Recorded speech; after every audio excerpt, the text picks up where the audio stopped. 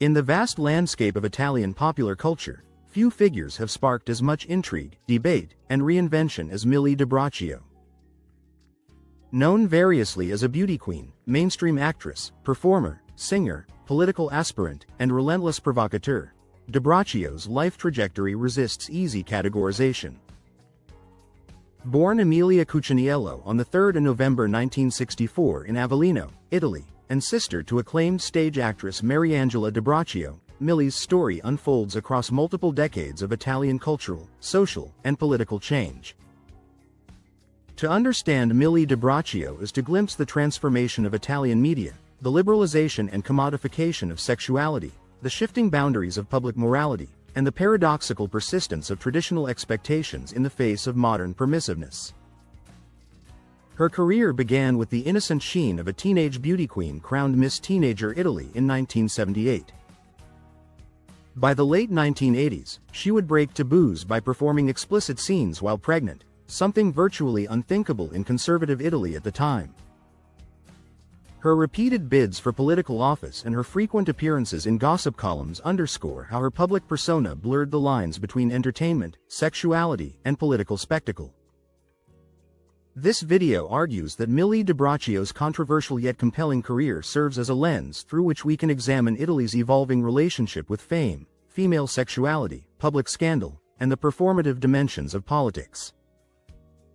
Her life invites us to consider how a single figure can challenge conventions, leverage notoriety for influence, and become an emblem of both empowerment and exploitation. When Millie de Braccio first stepped into the public eye, Italy was a nation caught between the lingering conservatism of its post-war decades and the surging influence of global pop culture. Winning the Miss Teenager Italy pageant in 1978 positioned Millie as an embodiment of youthful aspiration.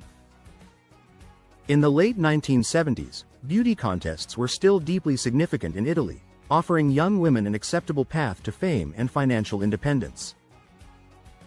Unlike other Western European nations that were already experiencing the cultural shocks of the sexual revolution more overtly, Italy's conservative institutions, particularly the Catholic Church, retained a strong grip on societal norms, especially regarding women's bodies and sexual expression. Millie's transition from pageant winner to actress and soubrette was typical for a young woman of her generation seeking to capitalize on beauty, poise, and charm. The role of the soubrette, a glamorous female performer on variety shows, had become a staple of Italian television. These programs, from the 1970s onward, used scantily clad women as light-hearted distractions to brighten otherwise formulaic broadcasts. Millie appeared in several films, stage plays, and television shows, seamlessly fitting the archetype of the alluring yet approachable entertainer. Her stage performances, though overshadowed by her later career moves, demonstrated her versatility and willingness to explore various aspects of performance art. In 1979, she released a playful pop song under the pseudonym Millie Mo, Superman Supergalactico, which played into the trend of novelty songs capitalizing on youth culture's fascination with Western superheroes and the optimism of the early space age. Though the song itself did not skyrocket to the top of the charts, it reinforced Millie's image as a vivacious, daring, and trend-sensitive performer who could oscillate between singing, acting, and dancing with ease. Millie's early mainstream success is also inseparable from the era's television revolution. In the late 1970s and early 1980s, Italy saw a dramatic expansion of private TV networks alongside the dominant public broadcaster RAI. This new media ecosystem, hungry for personalities who could draw viewers, offered Millie and other young women opportunities to become household names, albeit often framed through objectifying lenses. As a young actress and soubrette, she walked a fine line between modern glamour and traditional decorum, managing a public persona that was sexy yet never overtly scandalous, at least not yet. This phase of Millie's career sheds light on the opportunities and constraints for women in Italian entertainment. Women like her had to balance public desire for beauty and sensuality with the constant risk of moral condemnation. For Millie, the boundaries would soon shift dramatically. The late 1980s marked a seismic shift in Millie de Braccio's career trajectory. By joining Diva Futura, Italy's first major talent agency founded by Riccardo Schicchi, Milli made an unapologetic pivot into hardcore. Diva Futura revolutionized Italy's entertainment by transforming actresses into recognizable celebrities, figures whose notoriety could rival that of mainstream stars. Schicchi's genius lay in marketing performers not just as anonymous bodies but as controversial personalities with distinct public brands. Milli's decision to appear in films must be situated within the socio-cultural context of Italy's contradictory attitudes toward sex. Despite the Catholic Church's enduring influence, Italy had always nurtured a hidden fascination with eroticism, expressed through the success of risque magazines, softcore films known as commedia sexuality, and underground theaters. What Milli did differently, however, was to drag this underground fascination firmly into the daylight.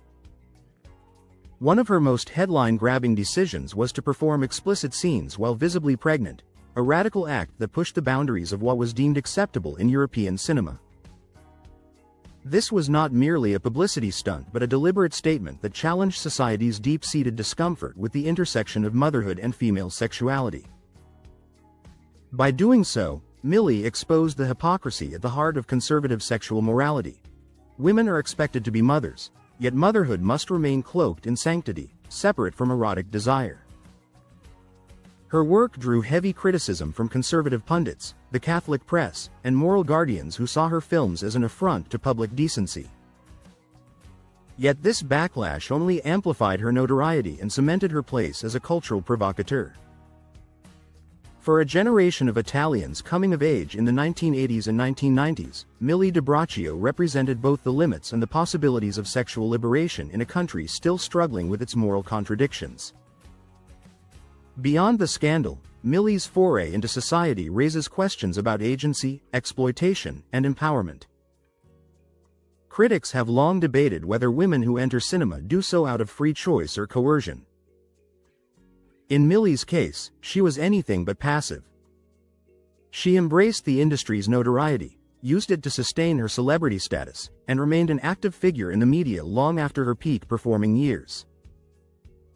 In this sense, she challenged the narrative of the film star as a disposable commodity. Instead, she turned her explicit performances into an enduring aspect of her public persona. Milli di Braccio's transformation from star to political candidate in the late 2000s took her from one form of public exposure to another. In the 2008 general election, she ran as a Socialist Party candidate for the municipality of Rome, a move that startled traditionalists and intrigued the press. For many, her candidacy seemed absurd, a publicity stunt rather than a serious bid for public service. Yet Milli herself argued that her notoriety could be an asset, allowing her to connect with disillusioned voters who felt alienated from Italy's political establishment. Her 2011 announcement that she would run for mayor of Monza under the local party Forza Monza was greeted with similar skepticism. Though she did not win, these campaigns demonstrated how Milli understood modern politics as a theater where celebrity could overshadow traditional qualifications. Her foray into politics anticipated trends that would later become even more pronounced, such as the rise of populist figures leveraging fame, sometimes infamy, as currency for political capital. Milli's political ambitions cannot be separated from her constant presence in Italy's gossip columns. Her highly publicized relationship with art critic and politician Vittorio Sgarbi made her a mainstay of tabloids and talk shows. Sgarbi, known for his own flamboyant persona and combative rhetoric, was an ideal counterpart in the press's eyes, a pairing that blended highbrow intellectualism with lowbrow scandal. Their affair embodied the Italian media's fascination with merging the respectable and the risque, the serious and the salacious. What is striking about Milli's dalliance with politics is how she blurred the boundaries between spectacle and civic engagement. In a country where political theater often overshadows policy substance, her campaigns invited Italians to question whether fame alone can substitute for political competence, and whether voters crave spectacle more than solutions. Milli's brand of candidacy prefigured an era when celebrity status increasingly trumps ideological consistency. She was not the first performer to run for office in Italy, stars Ilona Stoller, Sicciolina, and Milana Pazzi had famously done so before her, but she was among the last to emerge from an era when film stars could still command mainstream attention through political stunts. In doing so, she highlighted the ways in which scandal and politics have always danced together in Italy's public sphere. Millie de Braccio's life story is not merely one of a performer who crossed lines for the sake of fame. It is the narrative of a woman who navigated Italy's shifting cultural tides, using her body, her notoriety, and her refusal to fit tidy categories to challenge deep-rooted taboos. Her early days as a beauty queen and television soubrette reflect the expectations placed on women to be ornamental yet chaste. Her bold leap into cinema shattered that facade, forcing Italians to confront their own conflicting attitudes toward female sexuality and respectability. Finally, her audacious ventures into politics and her constant presence in gossip media show how scandal can both constrain and propel a figure to new realms of influence. Millie de Braccio's life and career thus offer a window into Italy's complicated dance with fame, scandal, and evolving moral frontiers. She is not easily claimed as either a feminist hero or a cautionary tale. Rather, she is a symbol of how one woman's choices can expose and exploit the cultural contradictions of her time. In an age where the boundaries between private and public life grow ever thinner, and where notoriety can be as powerful as virtue, Millie de Braccio's story remains a cautionary yet compelling testament to the enduring power of scandal to both enthrall and unsettle a society in perpetual negotiation with its values. Her legacy invites us to reflect on the cost of living publicly, the double standards women face when defying norms, and the complicated ways in which we reward and punish those who dare to live on the edge of the acceptable. If you enjoyed this video and would like to see more content like this, please consider subscribing to our channel. By subscribing, you'll be notified when we upload new videos. Thank you again for watching, and I look forward to seeing you in our next video.